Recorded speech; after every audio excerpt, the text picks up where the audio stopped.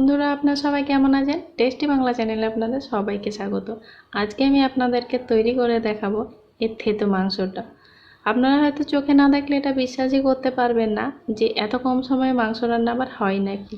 এটা তৈরি করতে খুবই কম সময় লাগে আর তৈরির প্রসেসটা খুবই ইজি। এটা যে কেউ খুব সহজেই তৈরি করে নিতে পারে। আর এই মাংসটা কিন্তু এরকমই শুকনো শুকনোই হয়, তবে এটা ভালো লাগে। এটা যদি ঝোল থাকে বা একেবারে ভেজে নেওয়া যায় তাহলে কিন্তু ভালো লাগবে না। এইরকম হালকা একটু মাখা মাখা হবে তবেই ভালো লাগবে। তো দেরি না করে চলুন দেখে নিন এই রান্নাটা কিভাবে করবেন আপনারা।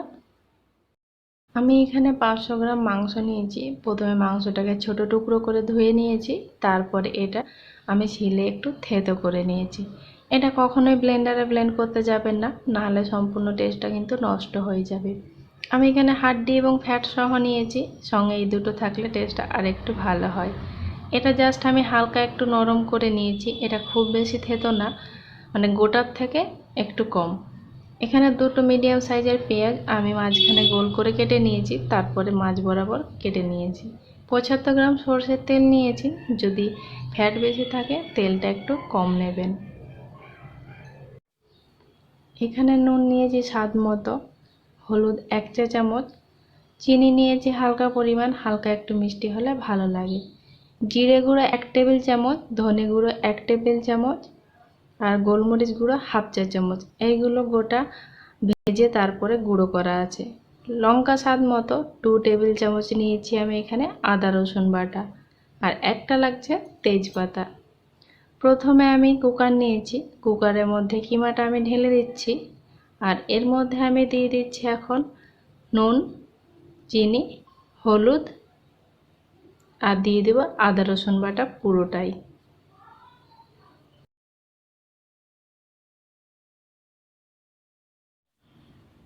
এবার এটা জাস্ট আমি একটু হালকা নেড়ে দিচ্ছি। যদি আপনাদের মনে হয় একটু হালকা জল দেবেন দিতে পারেন, তবে মনে হয় প্রয়োজন আর পড়বে না। এবার ঢাকনা লাগিয়ে চুলার আঁচটা অন করে দিলাম, আর আমি এখানে 3টে সিটি হতে দেব। যদি আপনারা এখানে মটন বা বিফ ইউজ করতে চান, মানে যে কোনো একটা ইউজ করুন না কেন, প্রসেস সেমই থাকবে। তবে যদি মটন হয় তাহলে এখানে জাস্ট শুধু অ্যাড হবে দুটো ছোট এলাচ।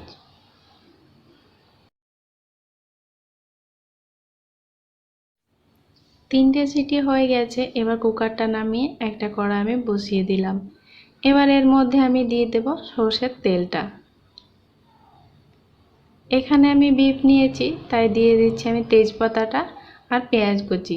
যদি আপনারা মটন ইউজ করেন তাহলে এই অবস্থাতে দুটো এলাচ মুখ ফাটিয়ে দিয়ে দেবেন। এবার আমি পেঁয়াজটা একটু লাল করে ভেজে নিচ্ছি।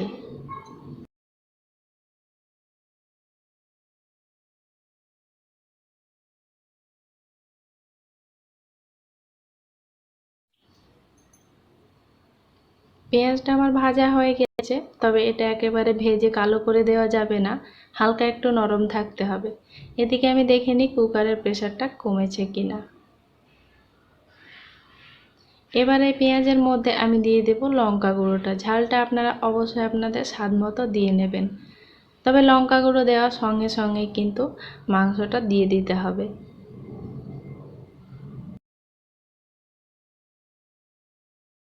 এটা জাস্ট একটু নেড়ে মিশিয়ে দিলাম। এবার এর মধ্যে ধনে গুঁড়ো আর জিরে গুঁড়োটা দিয়ে দিচ্ছি। গোলমরিচ গুঁড়োটা রেখে দিলাম, এটা শেষের দিকে দেব। এবার মশলা সহ পুরো মাংসটা কষিয়ে নিচ্ছি 5 থেকে 7 মিনিটের জন্য।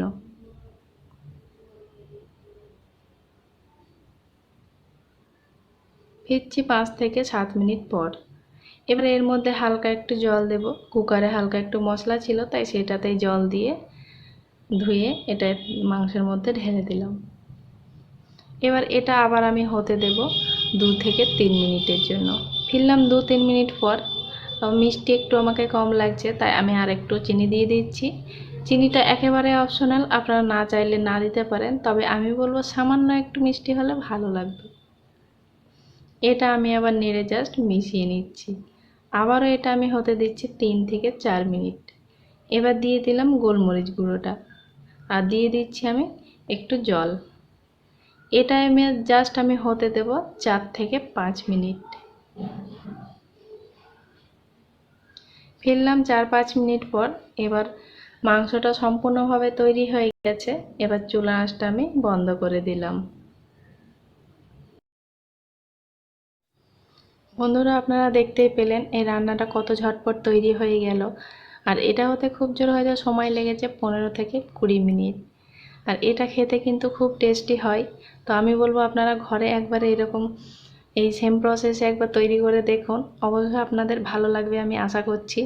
তো বন্ধুরা, আমার যদি এই রেসিপিটা আপনাদের ভালো লেগে থাকে প্লিজ একটা লাইক করবেন, বন্ধুদের সঙ্গে শেয়ার করবেন। তো আমার এরকম চটজলদি রেসিপি পেতে আর নতুন নতুন রেসিপি পেতে আমার চ্যানেলটিকে প্লিজ সাবস্ক্রাইব করবেন, পাশের বেল আইকনটি অবশ্যই ক্লিক করবেন। আজকের মতো বিদায় নিচ্ছি, ততক্ষণ সবাই খুব ভালো থাকবেন। ফিরবো আবার নতুন কিছু রেসিপি নিয়ে। আজকের মতো টাটা।